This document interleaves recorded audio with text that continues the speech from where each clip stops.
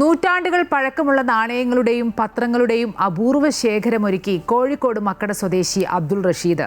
കുട്ടിക്കാലത്ത് ഇവയോട് തോന്നിയ ചെറിയൊരു ഇഷ്ടമാണ് അപൂർവങ്ങളിൽ അപൂർവമായ ശേഖരം ഒരുക്കാൻ റഷീദിന് പ്രേരണയായത്.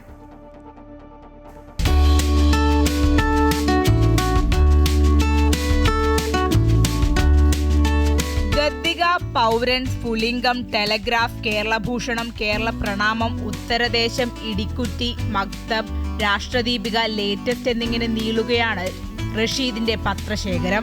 വർഷങ്ങളേറെ കഴിഞ്ഞാലും മനസ്സിൽ നിന്ന് മാഞ്ഞു പോകാത്ത ഇന്ദിരാഗാന്ധി കൊല്ലപ്പെട്ട വാർത്തയടങ്ങുന്ന പത്രവും ഇവയിൽ ഉൾപ്പെടുന്നുണ്ട്.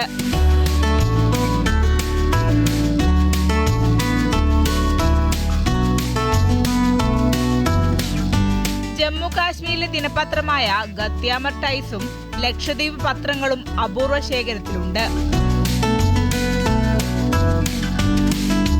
ടിപ്പു സുൽത്താന്റെയും ചോള രാജവംശത്തിന്റെയും ജോർജ് അഞ്ചാമന്റെയും കാലഘട്ടങ്ങളിലെ നാണയങ്ങളുടെയും ശേഖരങ്ങൾ മറ്റൊരു കൗതുക കാഴ്ചയാണ്.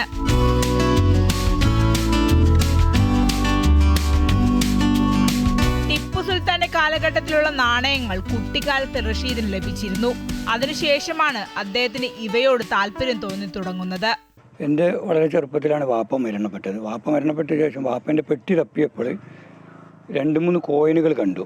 ഈ കോയിനുകൾ കണ്ടപ്പോൾ അത് വെറുതെ വാപ്പൻ്റെ സാധനത്തിൽ എടുത്തു വെച്ചു. പിന്നീടാണ് ഇത് ഞാൻ ഹൈസ്കൂൾ വിദ്യാഭ്യാസം കഴിഞ്ഞ് നോക്കുമ്പോഴാണ് ഇത് വളരെ ബ്രിട്ടീഷ് കാലഘട്ടത്തിലുള്ളതും ഇന്ത്യയിലെ തന്നെ ഓട്ടമുക്കാൽ പോലത്തെ സാധനങ്ങളെന്ന് മനസ്സിലായത്.